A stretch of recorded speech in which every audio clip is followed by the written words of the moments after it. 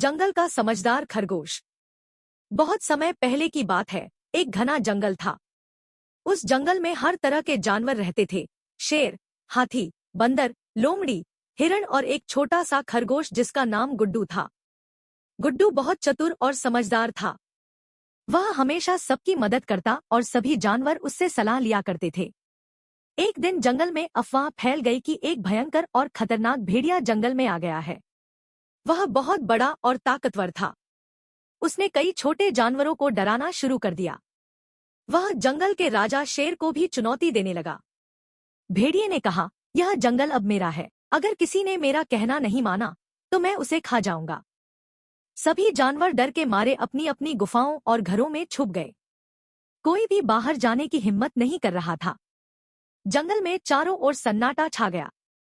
गुड्डू खरगोश यह सब देख रहा था। उसने सोचा, अगर इस भेड़िए को रोका नहीं गया तो यह पूरे जंगल को बर्बाद कर देगा। वह जंगल के सभी जानवरों के पास गया और उनसे कहा, डरने से कुछ नहीं होगा। हमें भेड़िए का सामना करना होगा। अगर हम सब मिलकर एक योजना बनाएं तो हम उसे हरा सकते हैं। शुरुआत में सभी जानवर डरे हुए थे। उन्होंने कहा, गुड्डू, भेड़िया बहुत बड़ा और ताकतवर है। हम उसका मुकाबला नहीं कर सकते। गुड्डू ने समझाया, अगर हम डरकर भागते रहेंगे तो वह और ज्यादा ताकतवर बन जाएगा। लेकिन अगर हम मिलकर उसका सामना करेंगे तो वह हार जाएगा। एकता में बड़ी शक्ति होती है। गुड्डू की बातों से सभी जानवरों में हिम्मत आई। उन्होंने तय किया कि वे भेड़िए को हराने की एक चालाक योजना बनाएंगे। गुड्डू ने कहा, सबसे पहले हमें भेड़िए को किसी जाल में फंसाना होगा। लोमड़ी सबसे चालाक है। वह भेड़िए को बहलाकर एक गुफा में ले जाएगी। वहां हम उसे फंसा देंगे। लोमड़ी ने भेड़िए के पास जाकर कहा, भेड़िया भैया, मैंने एक गुफा देखी है जहां बहुत सारा खाना रखा है। वहां तुम्हें कोई परेशान भी नहीं करेगा। भेड़िया लालच में आ गया। उसने लोमड़ी की बात मान ली और उसके पीछे पीछे गुफा की ओर चल पड़ा। गुफा के पास पहले से ही सभी जानवर छुपकर इंतजार कर रहे थे। जैसे ही भेड़िया गुफा के अंदर गया, सब जानवरों ने मिलकर बड़े बड़े पत्थर लाकर गुफा का दरवाजा बंद कर दिया। भेड़िया गुफा में फंस गया।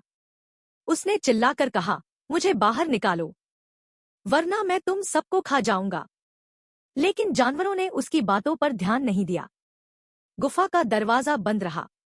भेड़िया कई दिनों तक गुफा में फंसा रहा।